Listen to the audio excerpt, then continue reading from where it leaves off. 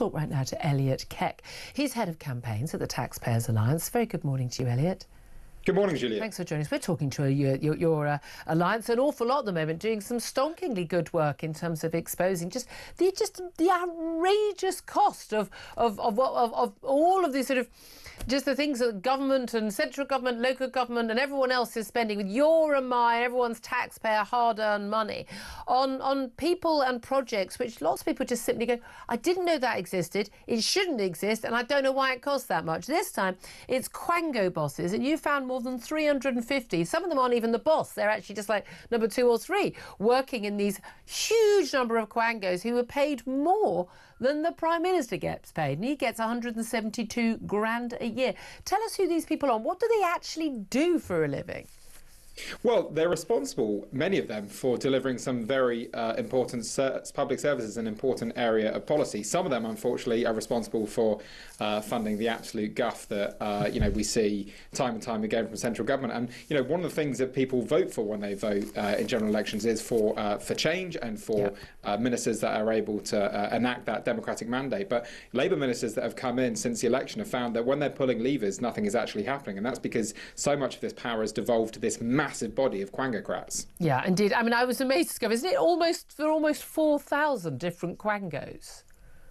I think it's about 400 different Quangos. 400? They have 1,472 with pay packets, pay deals over £100,000, 315 paid more than the Prime Minister. Let's take NHS England, right, which Wes Streeting is abolishing. Wes Streeting has these big radical reforms to the NHS that he's planning. He's actually finding that NHS England is standing in the way of that. And the boss of NHS England, now outgoing boss, the recently departed boss, she got paid £267,000 in the data set that we looked at. If you want evidence that there are people, frankly, more powerful than ministers, then you only have to look at their salaries as symbolic evidence of that. Yeah, and we've got the new guy who was caught napping while watching Netflix at 3 p.m. on the way back from a meeting in London because he's working from home a lot of the time as well.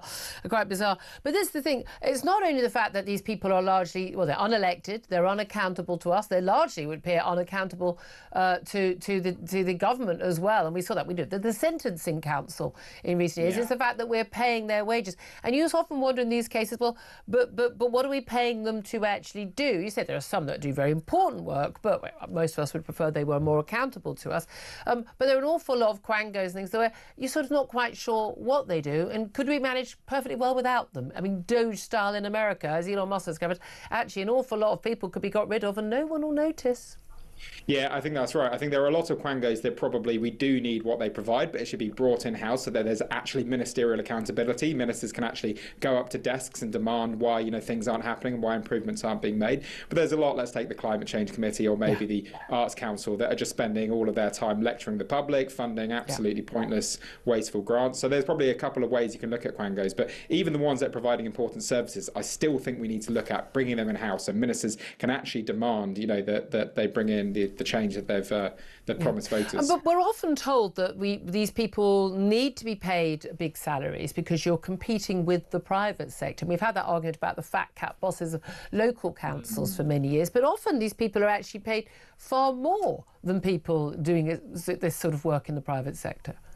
Oh, that's right. For 80% of people in the public sector, they're paid more than people in the private sector. It's only right at the top that the private sector pay starts to improve relative to public sector. And those are largely for massively, talented individuals who can basically take over, a major high street chain and turn it around in a year and produce profits. They're paid basically to do what they do well.